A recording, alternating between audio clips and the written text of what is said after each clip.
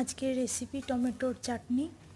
তার জন্য প্রথমে কড়াইয়ে সর্ষের তেল দেওয়া হয়েছে, তারপরে ফোড়ন হিসেবে কাঁচা লঙ্কা, পাঁচ ফোড়ন, শুকনো লঙ্কা, তেজপাতা দেওয়া হলো। খানিকক্ষণ নাড়াচাড়া করে নিয়ে সেন্ট বেরোনোর পর এটা দেওয়া হচ্ছে আম আদা কিনতে পাওয়া যায়, তোমরা বাড়িতেও লাগাতে পারো, অনেকটা ফলন হয়। একটু জল লাগে সামান্য, মানে গাছটাকে বড় করতে আর কি। তো তারপরে দিয়ে দিলাম এখানে কাজু বাদাম একটু ভাজা ভাজা হবে। তারপর এবার মেন ইনগ্রিডিয়েন্টস টমেটোগুলো দেওয়া হচ্ছে, এখনকার শীতকালের পাকা লাল টমেটোটা দিয়ে নাড়াচাড়া করতে থাকবো।